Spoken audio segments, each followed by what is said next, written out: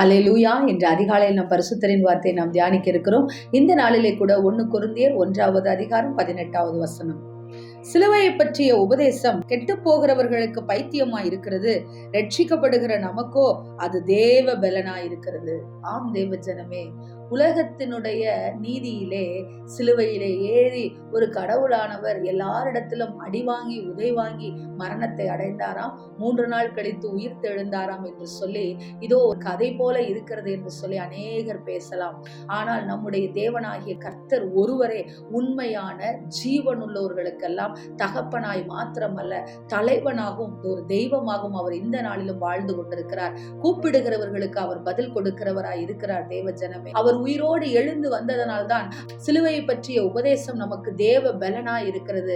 இன்றைக்கு உலகத்தின் நீதியை பின்பற்றி கொண்டு மாய்மாலமாக வெளி தோற்றத்திற்காக கிறிஸ்தவர்களாய் இருப்பவர்களுக்கு மாத்திரம்தான் இதோ புனித வெள்ளி, புனித ஞாயிறு என்று சொல்லி உயிர்ப்பு ஞாயிறு என்பது ஒரு நாளாய் இருக்கிறது.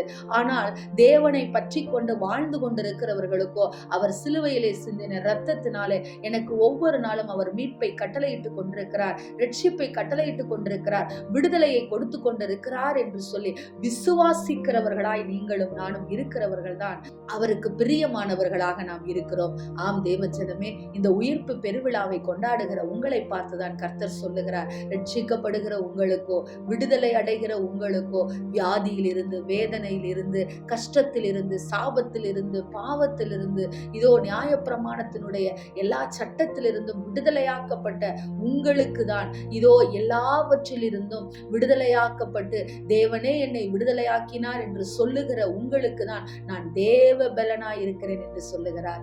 ஆம் தேவ ஜனமே, சுவிசேஷத்தை நாம் சொல்லுகிற பொழுது மற்றவர்கள் வேலை இல்லை என்று சொல்லி சிலுவையை பற்றின உபதேசம் நமக்கு என்ன சொல்லுகிறது?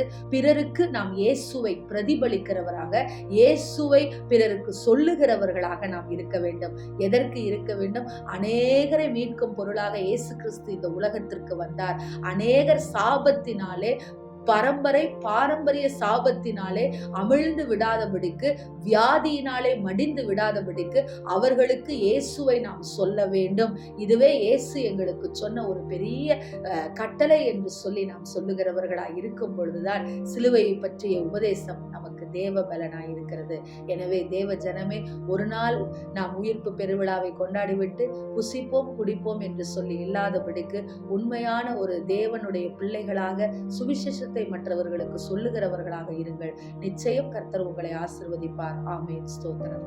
எங்களை நேசிக்கிற எங்கள் நல்ல தகப்பனே, இந்த நாளிலே நாங்கள் கேட்ட வார்த்தையின் பிரகாரமாக ராஜா தகப்பனே, சுவிசேஷத்தை பிரசங்கிக்க நாங்களும் அநேகருக்கு சாட்சியாய் இருக்க, அநேகருக்கு உம்மை வெளிப்படுத்தவே ஆண்டவரே இந்த சிலுவை சாவை நீர் ஏற்றுக்கொண்டது போல நாங்களும் ஆண்டவரே இந்த உலகத்திற்கு ஆண்டவரே உம்முடைய வார்த்தையை நாங்கள் சொல்ல ஆண்டவரே, உலகம் என்ன சொன்னாலும், ஏது சொன்னாலும், எதை செய்தாலும் அதையெல்லாம் தாங்கிக் கொண்டு உம்முடைய வார்த்தைகளை அவர்களுக்கு சொல்லி அவர்களை விடுதலையாக்குகிற ஒரு ஊழியத்தை நாங்கள் செய்ய எங்களுக்கு கிருபை கொடுங்கப்பா. இயேசுவின் நாமத்தில் ஜெபிக்கிறோம் நல்ல பிதாவே. Amen. Praise the lord. Hallelujah.